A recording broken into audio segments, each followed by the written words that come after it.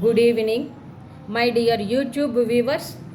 Today also we will continue the other stages of social survey. Sixth one, determination of scope. The problem is studied through scientific investigation. To understand the problems, following steps are required. Number one, political and administrative division. Example, national level or at the town level, etc. Second, professional classes, that is rich and poor, are also classified based on the economic criteria.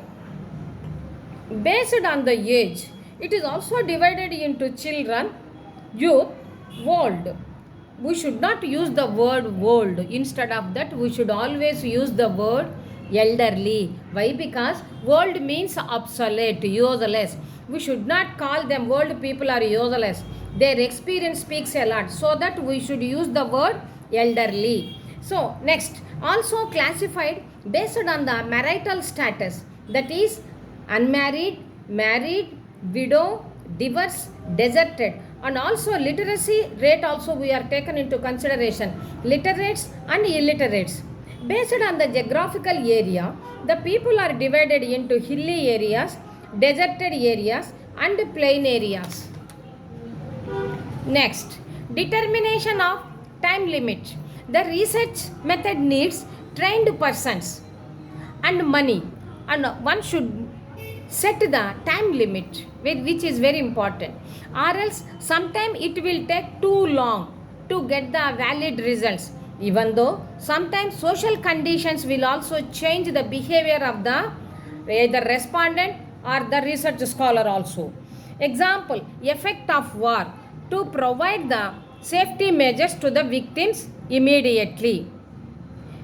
But it will differ compare with the same measures or some enhanced measures when they have given for the victims after some amount of time. Naturally, we found the lot of differences.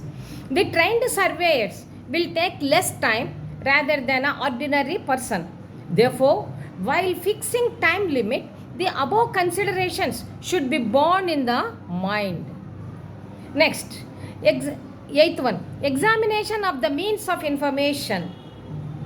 The primary data called as preliminary data, later again we will go for the second time in order to get the again and again to get the more qualitative data, that we call it as second visit data.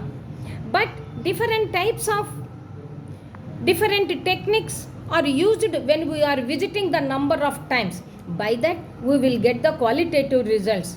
In general, the primary data is obtained through the observation, schedule, questionnaire, direct interview, case study techniques.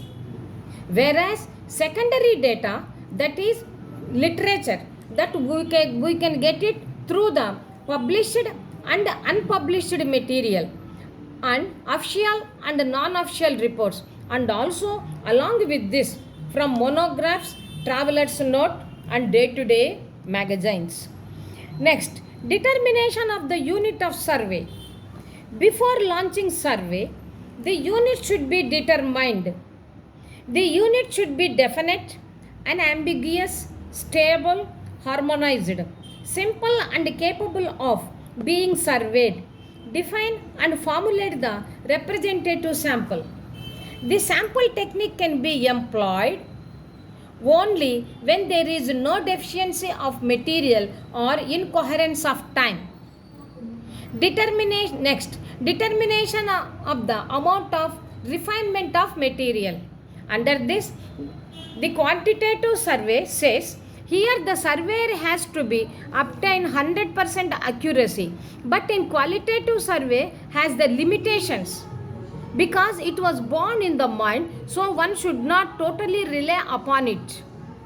Next stage is the selection and training of researchers for data collections.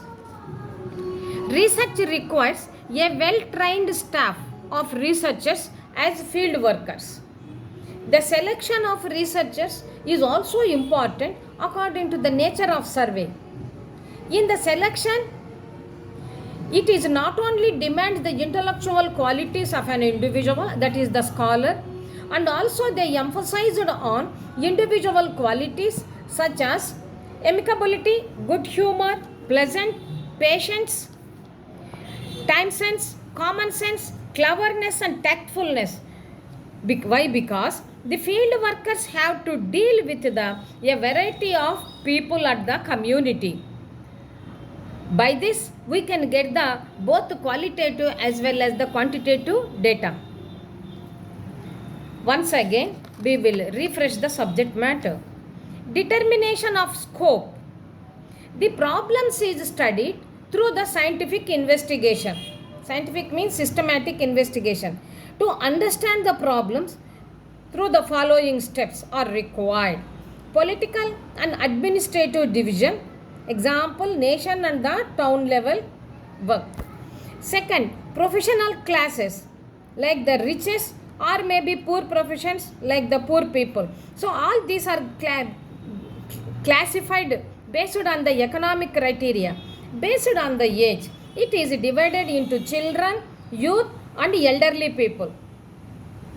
It is also classified based on the marital status, unmarried, married, widow, divorce and desertion.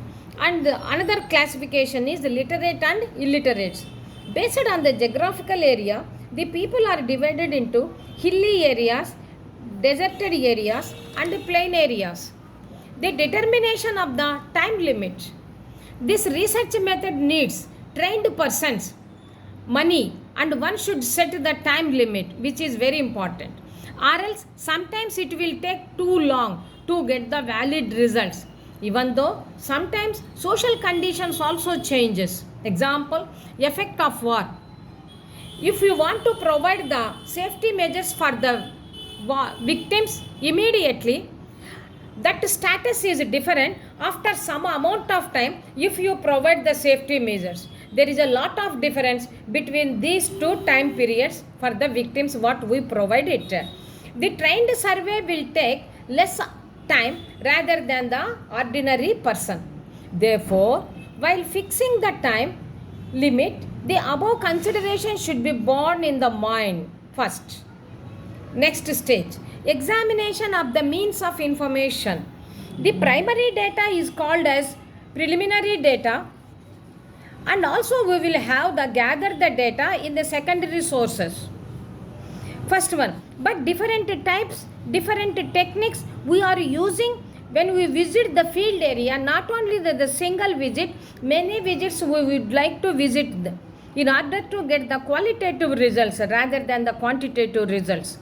In general, the primary data is obtained through the observation, schedule, questionnaire, direct interview, case study techniques. Whereas secondary data or secondary sources of information is from published, unpublished material, official and non-official reports, and also along with this monographs, traveler's note and also day-to-day information through the newspapers. Determination of the unit of survey, another stage. Before launching the survey, the unit should be determined. The unit should be definite, unambiguous, stable, harmonized, simple and capable of being surveyed. Define and formulate the representative sample. The sample technique can be employed only when there is no deficiency of material or incoherence of time. The another stage is determination of the amount of refinement of material. Under this, the quantitative survey says like this: the surveyor has to be obtained 100% accuracy, no doubt about this. But in qualitative survey, there is a limitation because it was born in the mind, and also thought process will be very fast, so that one should not rely upon it. Next, the selection and training of researchers and data collections. Under this, research requires a well-trained staff of researchers as field workers. The selection of researchers is also important according to the nature of the survey.